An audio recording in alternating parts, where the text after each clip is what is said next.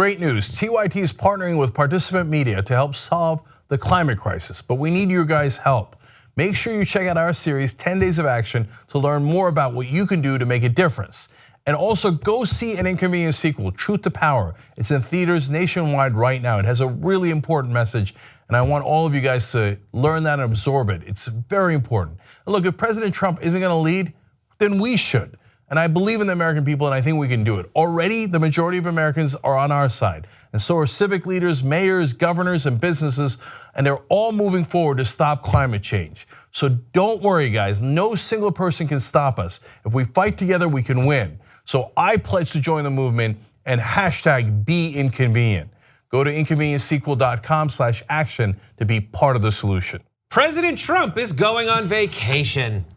Wouldn't you know it, it's his first official vacation. Here he is seen leaving the Oval Office, slithering his way out of the, thank you for that pity laugh. Okay, that was good. Yes, it would have been fantastic, and it's one of those visual gags that'll play well on Sirius XM later. All right, he will be spending 17 days at his private club in New Jersey to take a much needed break from the place he spends most of his time, Crazy Town.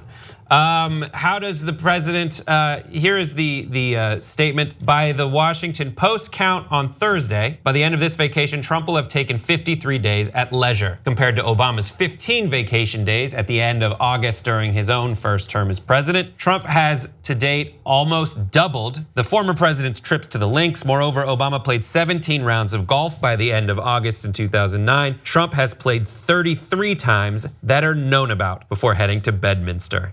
This while saying once, actually multiple times, he went after Obama for his time on the links and his vacation, saying, don't take vacations, what's the point? If you're not enjoying your work, you're in the wrong job. Thoughts? I mean, wow. I mean, we knew that this is what was gonna happen. And so there was a lot of tough talk from him during Obama's administration about the amount of time he took off. And like, here's the thing. Being president is the hardest job in the world, literally the hardest job in the world, right? You have to make incredibly difficult decisions. There's a reason why presidents come in looking one way and then 4 years later, in some cases 8 years later, look like they've aged 20 years. It's a difficult, stressful job. And so, look, I think that they should have some time off just so they can do their jobs effectively. But since Trump has gotten elected, every weekend he goes golfing, right? He takes a ton of time off, doesn't want to do intelligence briefings, doesn't want to do the hard work. I'm curious why he wanted to be president in the first place, other than trying to benefit financially from this position of power. But the thing that just gets to me was the nonstop criticism toward other presidents for taking time off. And then he has the audacity to take an insane amount of time off in this just first 7 months. So it is what it is. I mean, I think he wanted to be president because to him it's the ultimate popularity contest. And now that it's gone awry because people really hate him. And there are people who have dedicated their lives to showing him how many people hate him. But I do think that, like I've said here before, I am a true believer that all politicians are negotiable to some degree and they all have their issues. But the hard-on that Trump had for Obama and the constant lies and always pinpointing everything about Obama. And now when you listen to Trump the blind supporters, the Trump blind supporters, I call them the bite the nose to spite their facers. Like when you listen to them and there's always a defense for every single thing that he does.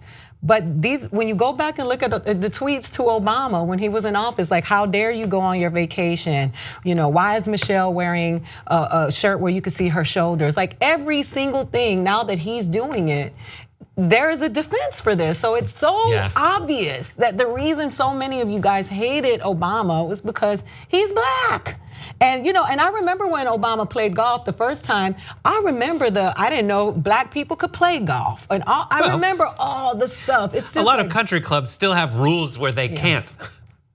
That's insane. And Tiger Woods is black, right? Yeah. Well, he's Cablinasian. That's what he called himself. Yeah, it's amazing. To compare Trump to other presidents after their first year. So these are the total vacation days taken by presidents at the end of their first year. Carter took only 19 vacation days. Ronald Reagan took 42 days of vacation. George H.W. Bush took 40. Bill Clinton 21. George W. 69.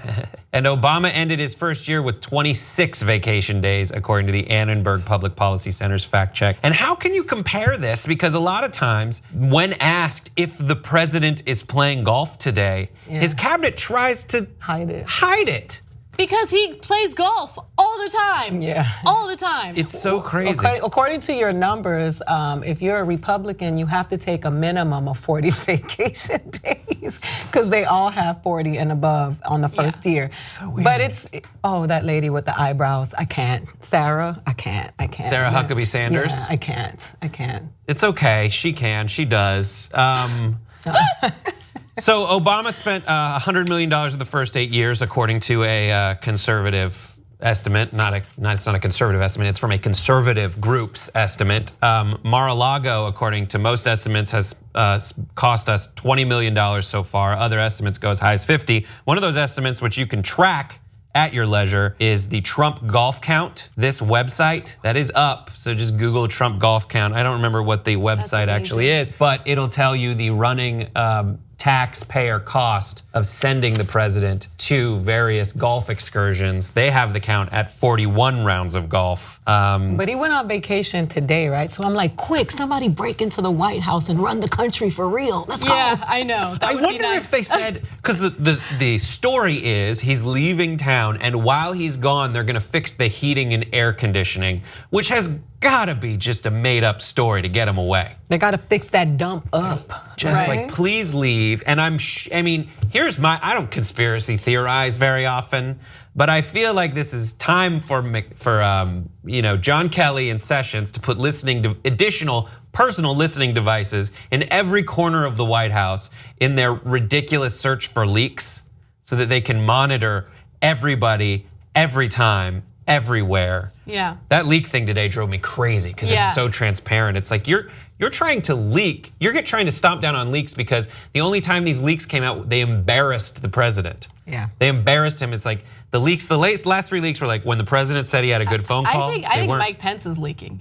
I think it's Reince. I think Reince was like, it was really fun to work for the president. I wish him the best.